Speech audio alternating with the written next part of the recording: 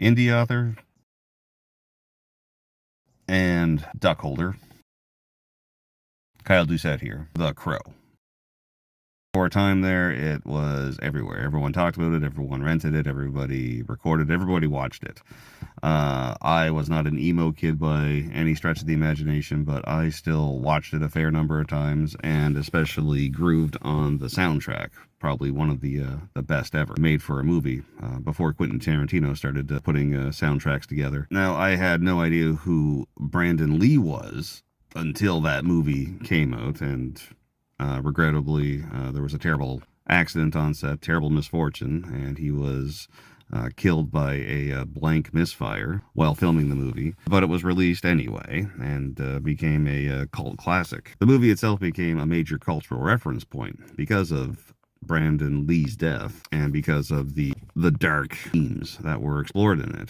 Death, revenge, resurrection. I mostly remember it for the actors. Ernie Hudson, love the guy, one of the best voices in Hollywood. Same with Tony Todd. And Michael Wilcott. It's hard to describe the cultural impact The Crow had, but there was another movie that I seem to have a similar reaction to that people were having to The Crow, and it was something that came out almost 10 years previous. Highlander. And now that I think about it, there's quite a few similarities. It was not a big hit at first, but became a cult classic through home video and TV airings. It had a killer soundtrack done by Queen. I still listen to it to this day, and it evokes a lot of emotions. All in all, the cast of the movie, Christopher Lambert, seems to be one of the nicest, most approachable men in show business.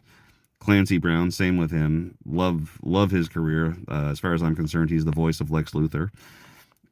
Sean Connery, I mean, what can you say about him? I mean, he's James Bond to a lot of people, but to me, he's Ramirez and the captain of the Red October. On a side note, my James Bond is Pierce Brosnan. But I absolutely loved Highlander. It made that kind of impact on me as The Crow did with a lot of other people. It's one of those movies, like The Crow, that maybe should have stayed self-contained as a standalone flick. Because Highlander, even though I love the movie and I'm one of those people that actually likes a lot of the sequels and a lot of the material that came out afterwards, with Highlander, you have to do a lot of mental cartwheels to make the continuity make sense. For example, they had to have a sequel, and they had to explain where the Immortals came from. It's like, you didn't really have to do that. You could have just made a prequel, or you could have made like a sidequel with like other Immortals in it. But no, they wanted the same actors back, even though some of them had died. And they went with what they thought was popular at the time, a cyberpunk Blade Runner type futuristic dystopian setting. And I'm one of those people that have seen all the cuts of the second Highlander movie, and I think there's a good solid 20 minutes in there of the whole flick, but otherwise it's a misadventure. It should not have been made.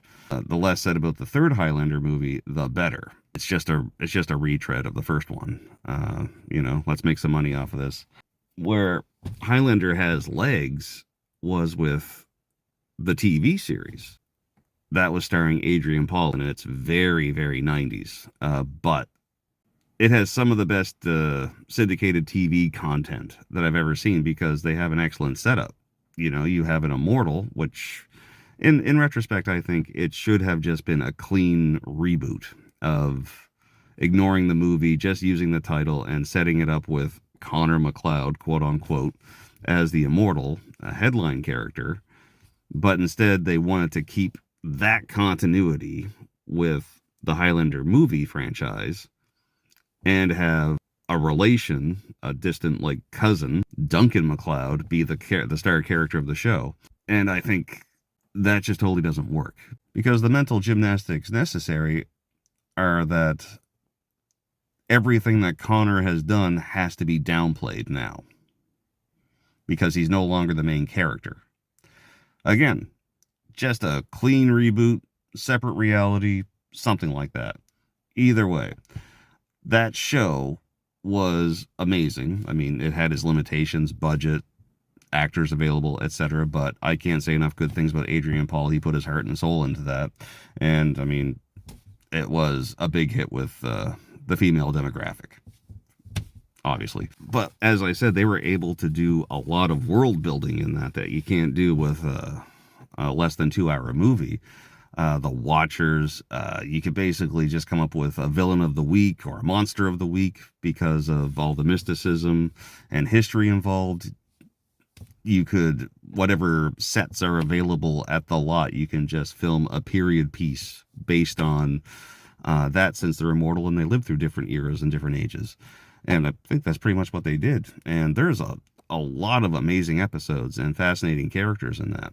So with the Highlander remake starring Henry Cavill, which I've seen the set pictures, as everyone else has, they look amazing.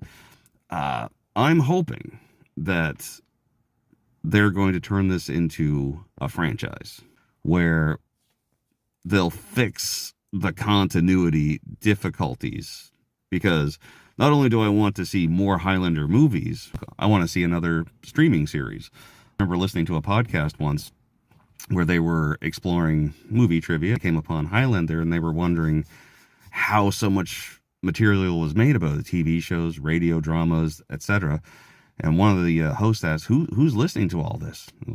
Me. Like I love not only the Highlander movie, but I love everything that was made about it. I just wish that the continuity made sense. So here's an opportunity for the movie studio, whoever owns the Highlander rights at this point, to fix it up and to have like years and years of content that fans like me can devour. Because I'm looking forward to seeing this, not just because I like just about everything that I've seen Henry Cavill in, but I like the premise, so I'm giving this more of a chance than I would say the Star Wars sequels, which kind of had red flags all over them. And honestly, continuity always mattered to me. I'm a details guy. Like, I'm one of those Star Trek fans. I'll be watching an episode and I'll see a contradiction compared to like a movie or a different series, but it's usually just like a bump and then it passes. And it's just like, no, I just keep enjoying the show without making a thing about it. But that's one of the things I do enjoy about being an indie author, not just getting my ideas out there, but I do like being able to structure my own universe, my own timelines, my own twists and turns. I also like to have my cake and eat it too, because my books happen in 2 different timelines. The first book, They Come Out at Night, has 2 endings. One's very dark and the other one is slightly more hopeful. Second book, Larry's Cabin, happens in one of those timelines, although it stands perfectly well enough on its own. But reading them all together, you start to see the bigger picture with more themes being explored. And eventually, down the road, I'm thinking book 5 or 6, I'm going to explore the deviation point.